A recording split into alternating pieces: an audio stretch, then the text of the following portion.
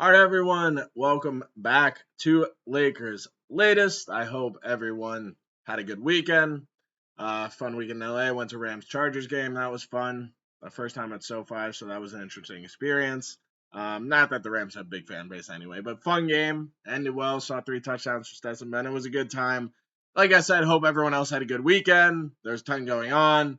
Hope you guys get out. Obviously, it's been hot, so make sure you cool off too. But yeah, let's hop right into it. So starting off, first thing on the docket today is we got a Luca Dantic injury. Eurobasket in a few weeks, but right now we are kind of just having preliminary games, games that they're kind of just competition style. Nothing that it's not important too much, but obviously Luca's going to play for Slovenia. So they played exhibition game versus Latvia 2 weeks before. He was crushing it, had like 15 points, hit a bunch of threes. He was cooking everyone on that team. And then he got hurt, probably I want to say in the second or third quarter. He did limp off the court, which is obviously not what you want to see. I mean, again, granted, we're about a month away from training camp, a month and a half away from preseason, 2+ months away from the regular season. So it's not something that's overly concerning right now. Right now, they're calling it a knee contusion. Timetable on that is a couple weeks, depending on the severity, but we're also saying that it's not something they're overly concerned about. He's expected to play again, in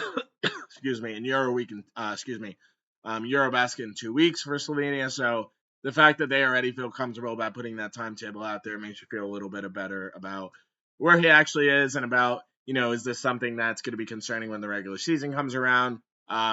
Certainly seems like that's not the case. Obviously, 2 weeks away until Eurobasket, so probably expect Luca to just kind of chill, relax, get healthy, work out, not really overly exert himself in these next few weeks. Obviously, we want him to be healthy for Lakers, but playing for his country is also very important to him. We can understand that. So he's obviously going to be playing in Eurobasket. But yeah, obviously, initially, when you see your franchise player limp off the court, your head goes to the worst case scenario. Did tears ACL? Did this happen? It was Achilles, especially with all the Achilles injuries we've seen lately. But it's good to see that not something to be overly concerned about. He could just rest, relax, focus on just getting healthy these next 2 weeks, so he can crush it for his country. As long as they're not playing the U.S., which they're obviously not because it's Eurobasket. Still tired here, folks. But yeah, obviously you want him to have a chance to go crush it for his country while also being fully healthy and ready to go for the regular season. So yeah, just needed to touch upon that. But kind of like I said, by all reports, everything from the Lakers, from Slovenia, from all the reporters, it seems like he's going to be okay, and they avoided any serious injury, which obviously is great news. Want him to be healthy. So get healthy, Luca. Just rest. Hope you crush it in Eurobasket, and then come back and have an MVP. You're leading the Lakers to an NBA championship. That'd be the dream, right? But yeah, nothing to be overly concerned about, thankfully. But we will keep an eye on it going up to Eurobasket. All right, so I want to go in. Obviously, the Lakers signed Marcus Smart. I think it's been 3 to 4 weeks at this point. But now, kind of after they did sign Marcus Smart, we're kind of getting a little bit more news on kind of the recruitment and what led up to him being a Laker.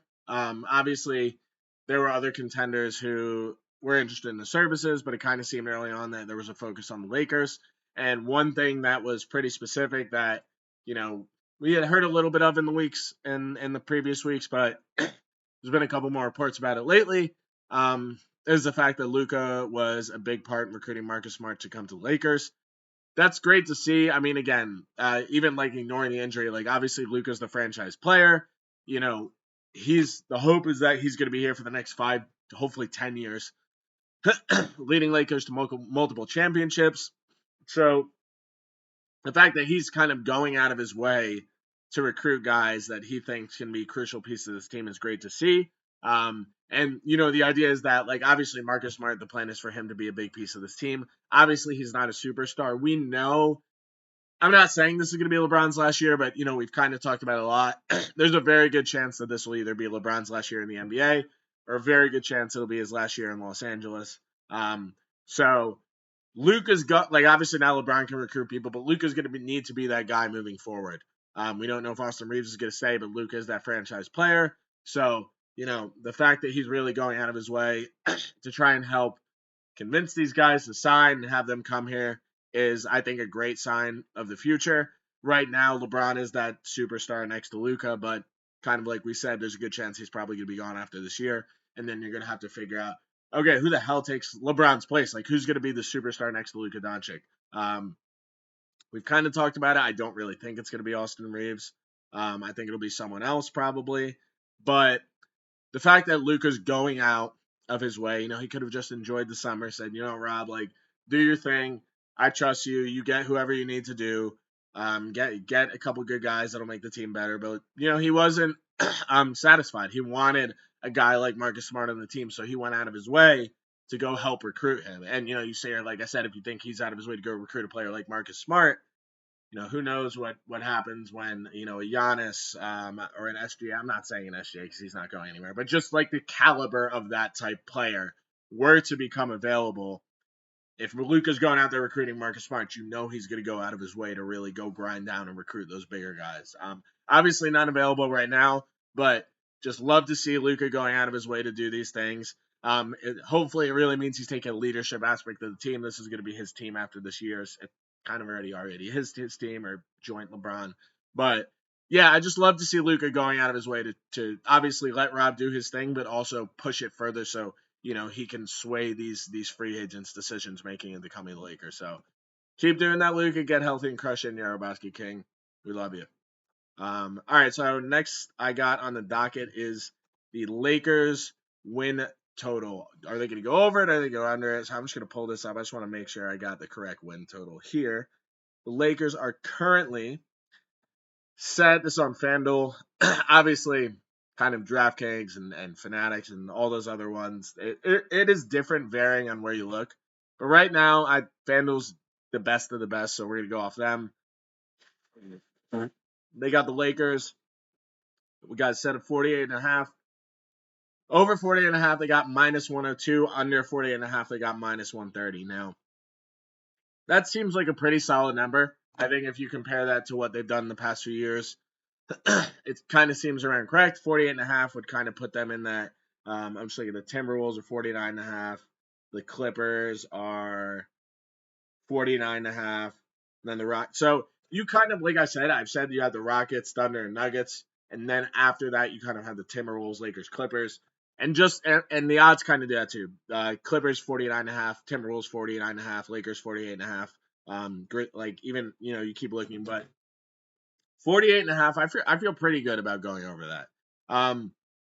Obviously last year they had a pretty good year. Unfortunate end losing to the Timberwolves, they did. But at the same time, looking at Luca having a full offseason to get ready, LeBron knows this might be his last year. He's going to give you everything he has. You added Ayton, you added Laravia, you added Marcus Smart. I like this team a lot more than where they were last year. The West is also a gauntlet. It's difficult. You kind of got those three teams in the top and then those additional three teams in the bottom. And then some like up-and-coming teams too. But 48.5, I think the market nailed that number. I think it's probably right around where it should be, maybe 49.5, especially given how dominant and good the West is. But I feel like they're going to go over that. Maybe somewhere in that 49 to 51 range. It will be close, and obviously you never know what's going to happen with injuries. Hopefully nothing serious. But based off 48.5, I personally like the over for the Lakers on that. And I think, especially when we went over the schedule last week, they have a soft part of the schedule. So I think getting off to a good start, this first 16 games, something like 11-5, 12-4 versus like 8-8. If you get off to a good start, it's very, very achievable to get over 48.5. Excuse me, 48.5, which I think they will. But getting off to a good start is crucial. So yeah, we'll see what happens. So yeah, we're kind of getting into the finishing touches now. At this point, honestly, I don't think the Lakers are going to make a trade. I think it's not impossible. I've talked about the Karl Anthony Towns trade happening mid to late September last year. That's just an example of big trades happening at that point this off season. So it's not impossible, but there's really no legitimate rumors out there right now. We've talked ad nauseum about a guy like Wiggins or Holiday. That's cold as ice. There has not been a rumor on any of those guys for weeks now.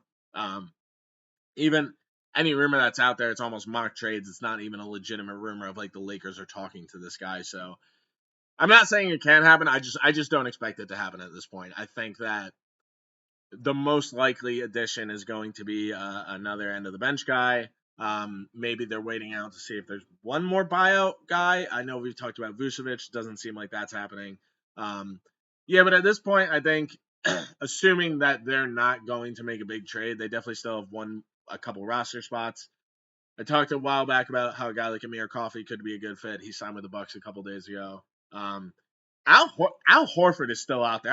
I know it seems like he's basically at this point going to be a Warrior or retire, but what is going on there? Like, it was July 2nd. Al Horford's going to end up going to the Warriors. Okay, it's August 17th now.